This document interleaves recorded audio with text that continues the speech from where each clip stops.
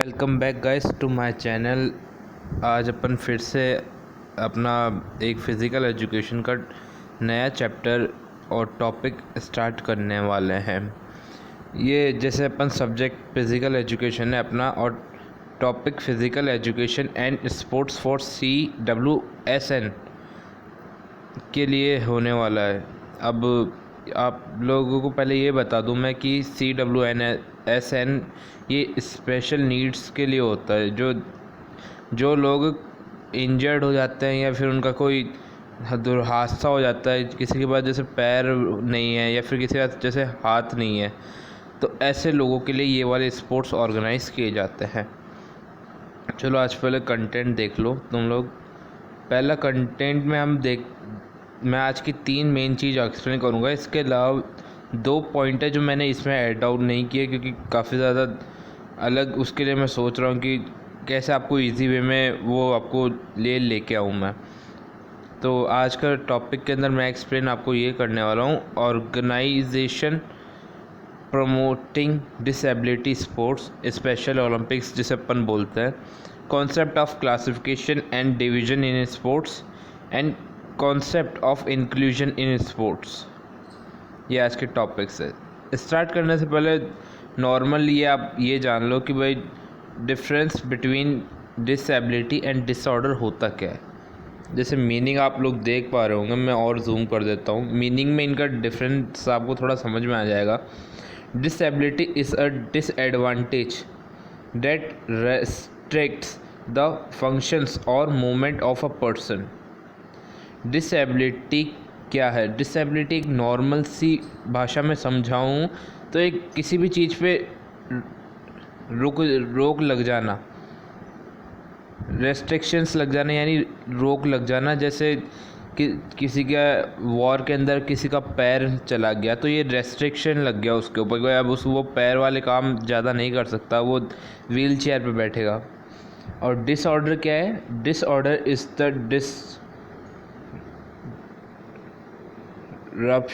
डिस्क्रप्शन cause to the normal function of a person. इसके example से समझो। इसकी डेफिनेशन तो यहाँ से ले लेना, पर इसका एग्जाम्पल अगर डिसऑर्डर ऐसा है कि भाई ये रेस्ट्रिक्शंस में नहीं गिनते, पर ये ठीक भी हो सकता है या फिर ये ज़िंदगी भर के लिए भी रह सकता है। जैसे एग्जाम्पल ले लो अपने मेंटल हेल्थ का, और आगे और भी क्लियर हो जाएगा। इसमें जैसे आप देख सकते हो एक पॉइंट और है, 3 पॉइंट है, वैसे 2 रह रहे हैं। तो disability is often associated with the body parts, ये बॉडी पार्ट्स की होती है। और जैसे डिसऑर्डर है, is often associated with the mental competency, ये मेंटल के ऊपर होता है अपना। लास्ट इसका अपन देखें तो ये इसमें कुछ वैसे टाइप्स लिखे हुए हैं। इसमें एक्सप्लेन करने वाला कुछ नहीं है, आपको ये इनमें से कुछ भी लिख देना है। अगर आपको ये पूछा जाता है तो इनमें से एग्जांपल्स लिख देना आप लोग, नॉर्मल एकदम। जैसे इस डिसेबिलिटी के अंदर अपन कॉम्पिटिशन्स वाले करते हैं, या फिर ये वाले लिख देना आप लोग। वैसे ये एक टेबल के फॉर्म में, आप चाहो तो ये याद कर सकते हो, वैसे फ़ोटो वगैरह खींच लो आप। चलो आज का मेन टॉपिक चालू करते हैं। वैसे तो ये जनरल नॉलेज के लिए दिया था, पर अभी जो नया सिलेबस आया है हमारे लिए, तो वो ये स्पेशल ओलंपिक्स से चालू होता है। वैसे देखो, लिखने के लिए बहुत कुछ था इसके अंदर, पर मैंने आपके लिए मेन जो था ना वो उठा के लिखा है एकदम। The special Olympics founded in 1968, special Olympics 1908 के अंदर चालू हुआ। The purpose of special Olympics is to provide year round support, training and athlete competition. ये भी आप लोग लिख सकते हो, एकदम इजी लैंग्वेज में लिखा है, वरना गूगल पे या कहीं पे जाते हो तो बहुत ही ज़्यादा टिपिकल लैंग्वेज मिलेगी आपको। The special Olympics mainly for disabled person, ये आपको इजीली याद रहेगा। हेडक्वार्टर कहाँ पे स्पेशल ओलंपिक्स का, ये याद रखना आप लोग, वॉशिंगटन में है, DC। और गवर्नमेंट बॉडी कौन सी है जो इसे चलाती है? द स्पेशल ओलंपिक्स इंटरनेशनल, ये इसकी बॉडी है जो इसे चलाती है। चलो नेक्स्ट इसका थोड़ा और देख लो। स्पेशल ओलंपिक्स की अगर अपन को नॉर्मल ये वाला देखे जो ये भाई कहाँ किस किस चीज़ में इस्तेमाल होता है स्पेशल ओलंपिक्स, भाई किस किस में ये डिसेबल्ड पर्सनस वगैरह पार्ट ले सकते हैं, तो आप लोग इसमें बताने की ज़रूरत नहीं। जैसे आप इसमें देख सकते हो cross country, swimming pool, open water, ये सारे हैं, ये आपको नोट करने होंगे। इसमें बताने वाला या समझाने वाला कुछ है ही नहीं। पावर लिफ्टिंग, फुटबॉल, लगभग सारे होते हैं, बस इसके अंदर एक चीज़ चेंज होती है, रूल्स चेंज हो जाते हैं इसके अंदर। रूल्स भाई सब अपने जैसे वो रूल्स तो रखेंगे नहीं क्योंकि अपना डिसेबल नहीं है, पर जो डिसेबल है उसके लिए बस रूल्स चेंज हो जाते हैं। बाकी basketball, football, power lifting, swimming pool वाला जो रेस होता है वो सारे एकदम सेम रहते हैं। और ये अगर ये कभी पूछे कि भाई रिसेंटली ये कहाँ पे हुआ था, बर्लिन और जर्मनी के अंदर हुआ था, 2023 के अंदर ही हुआ है। और शिकागो के अंदर फर्स्ट टाइम हुआ था 1968 के अंदर, जब ये चालू हुआ था फर्स्ट टाइम ये यहाँ पे हुआ था। तो स्पेशल ओलंपिक्स की ये एकदम अच्छे तरीके के भाई बना के लिखने वाला है। जिसे कुछ नहीं आता वो ये याद कर लो, और कोई ज़्यादा दिक्कत वाली बात नहीं है, पास होने जितना तो याद हो ही जाएगा। इतने सारे पॉइंट्स के अंदर से 4-5 पॉइंट तो याद रह ही जाएंगे। चलो स्पेशल ओलंपिक्स के अपन लोगों के ऊपर आते हैं। इसका जो सिंबल है वो ये वाला है, आप लोग जैसे देख सकते हो स्पेशल ओलंपिक्स, ये मतलब लोगों ने अपना हाथ पकड़ रखा है और बॉल के शेप में। स्पेशल ओलंपिक्स की फायर अपन को क्या शो करती है ये आपको मैं बता देता हूँ। The torch that is carried out and lie at a special Olympics games is called flame of hope. वो होप की लाइट मानी जाती है, एक उम्मीद की किरण जिसे बोलते हैं। तो ये अपना एक टॉपिक अच्छे से क्लियर हो गया है कि स्पेशल ओलंपिक्स कब शुरू हुआ। 1968 के अंदर चालू हुआ। किसके लिए था? डिसेबल पर्सन्स के लिए था। हेडक्वार्टर इसका वॉशिंगटन में है। Governing body special Olympics international है। इसके अंदर कौन कौन से खेल होते हैं? स्विमिंग पूल होता है रेस वाला, और फुटबॉल होता है, बास्केटबॉल होता है, वेट लिफ्टिंग होता है, पर उसके अंदर रूल्स एंड रेगुलेशंस चेंज कर दिया जाता है अकॉर्डिंग टू उनके क्या चीज़ उनकी डिसेबिलिटी है। उसका अपन ने लोगो देख लिया और फ्लेम देख ली। ये अभी तक के टॉपिक का अपन ने कवर कर लिया। अब अपन पैरा ओलंपिक्स पे आते हैं। Para Olympics game is an international multi-sports event for a athlete with a range of disability।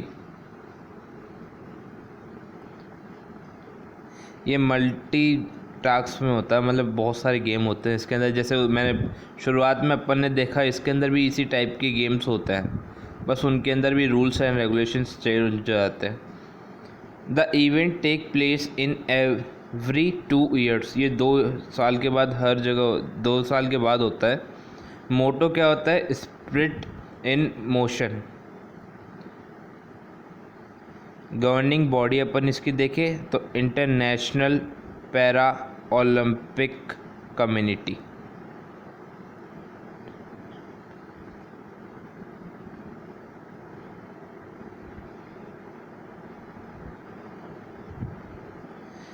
चलो इसके लोगों को देख लो। इसका लोगो 3 कलर, अलग अलग कलर के नॉर्मल से ये है जैसा आप देख पा रहे हो। इसे एक्सप्लेन तो क्या करूँगा मैं।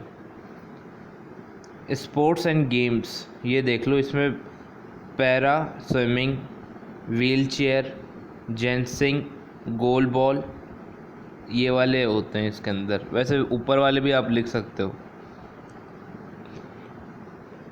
चलो इसके बाद एक नया टॉपिक है डिफ्लेक्सिया।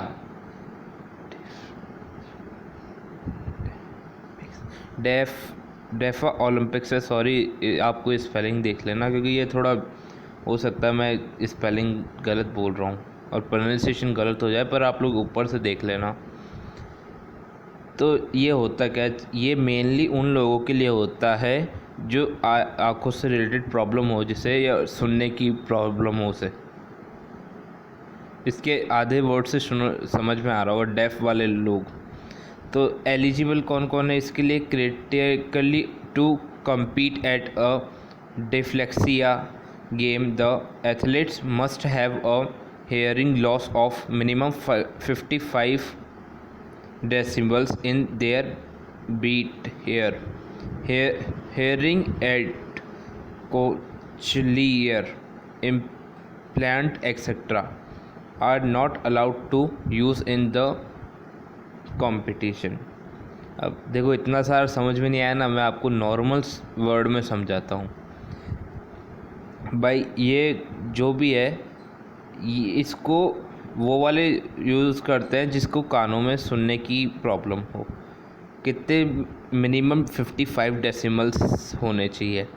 और ये जो एक मशीन आती है कान की, जो आप लोग किसी के पास देखी होगी, वो क्या है कि एम्पलीफाई कर देती है अपनी वॉइस को। जो वो 55 से एकदम ऑडिबल तक का हो जाता है, वो उसे नहीं होना चाहिए।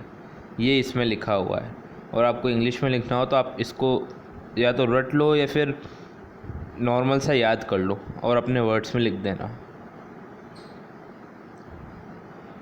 चलो इसका लोगो देख लो। लोगो क्या शो करता है इसका डिस्लेक्सिया का? This logo designed in 2003, a positive and powerful symbol of the international deaf sports community।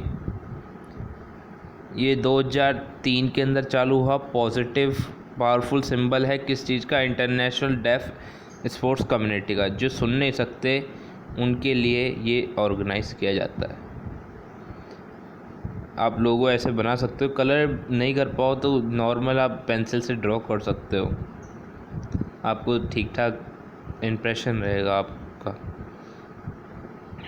Division इस स्पोर्ट्स पे आता है, अपना नया टॉपिक चालू हो रहा है। इसके बाद special Olympics calls the competition level matching division. Its fundamental rule at special Olympics that athletes in competition are matched up with others of the same gender, about the same age, and most importantly of about the same competitive ability। Division ये इस प्रकार का बता रहे हैं भाई, जो भी पार्टिसिपेट करे वो सेम जेंडर का हो। भाई मेल को फीमेल के साथ नहीं कंपटीशन करना है, और डिसेबिलिटी भी उनकी सेम होनी चाहिए। जैसे अगर किसी को डिफ्लेक्सिया है तो वो डिफ्लेक्सिया वाले पर्सन के साथ ही कंपटीशन हो, उसको दूसरे प्रॉब्लम वाले बंदों के साथ नहीं खेलना चाहिए। ये डिवीज़न होना चाहिए उसमें। क्लासिफिकेशन प्रोसेस कैसा होना चाहिए इसमें? स्टाफ है जनरल अब मेडिकल असाइनमेंट, मेडिकल टीम होनी चाहिए। एक तो ये छोड़ो, मेडिकल टीम होनी चाहिए। The second is generally function assignment, which involves two parts: observing sportsman in training, और दूसरा है observing a sportsman in a competition। नहीं समझ में आया? मैं समझाता हूँ। ट्रेनिंग के टाइम उसे देखने वाला सही होना चाहिए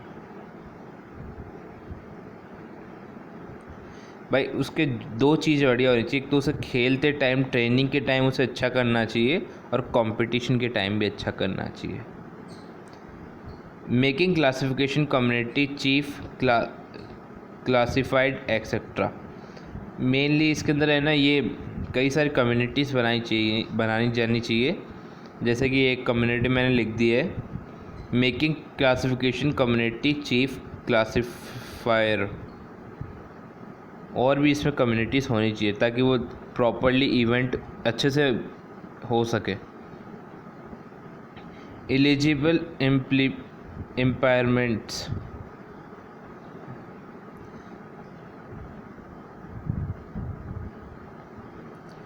ये देख लो आप, impaired muscle power, impaired pass range of movement, loss of limbs and short status. ये इसके नॉर्मल पॉइंट्स आप लिख सकते हो, इसमें कुछ और समझाने वाला है नहीं, आपको समझ में आ गया होगा।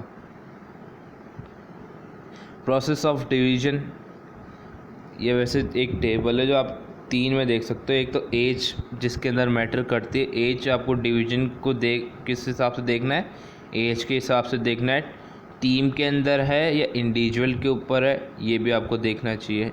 जेंडर देखना चाहिए और उसकी एबिलिटी क्या है, उस हिसाब से आपको उसको कंपटीशन के लिए रखना चाहिए। ये इसका प्रोसेसिंग है। कॉन्सेप्ट ऑफ कंक्लूजन लास्ट, अब आज का अपना टॉपिक है, इसके बाद एंड हो जाएगा ये वाला टॉपिक। कंक्लूजन ऑफ, देखते हैं। Inclusion in sports means everyone in the diversing community regardless of their gender, age, race, culture, religion, sexual organized or ability is offered a range of operating units to participate। ये normal कोई नई बात नहीं है। As, race, culture, religion, इन सब को देख के ये इंक्लूजन होना चाहिए कि ये सारे अपने हिसाब से करें जैसा उसको गाइडलाइंस दी गई है। और एक पॉइंट मैंने ऐड किया, a person is not defined by a single characteristic such as their age, religion, affair और सेक्शुअल ओरिएंटेशन। मतलब कि उसको है ना अलग अलग से भी कंपटीशन होना चाहिए उसका, एक सिंगल वो कैरेक्टरिस्टिक से नहीं देखे उसे। तो आज का टॉपिक यहीं पे ख़त्म करते हैं यार। आज का शायद लग रहा है कि यार मेरे को भी आज तो अच्छे से समझ में नहीं आया होगा, पर समझ में नहीं आए तो भी अगर आप चाहो तो ये इसको आप है ना याद ना करो, पर लेकिन आप है ना एग्ज़ाम के अंदर लिख सकते हो। और आपको, क्योंकि मैंने बहुत इजी लैंग्वेज में लिखा है, गूगल पे आप किसी और सोर्सेस पे जाते हो तो आपको बहुत लेंथी उसका है ना मिलता है आपको, पर ये एकदम मैंने नॉर्मल जो जैसे अपन पढ़ते हैं क्लास के अंदर उससे भी एकदम थोड़ा शॉर्ट में करके दिया है आपको, ताकि लिखने में इतना ज़्यादा आपको याद तो रह जाता पर लिखने में वहाँ पे आता नहीं है एग्ज़ाम में। तो आप इसे पढ़ के आप चाहो तो वहाँ पे लिख सकते हो, तो आपको मार्क्स लाने में या फिर कुछ ज़्यादा सोचने में दिक्कत नहीं होगी। Thank you, bye. मिलते कोई इसी नेक्स्ट वीडियो में। सब्सक्राइब कर दो यार।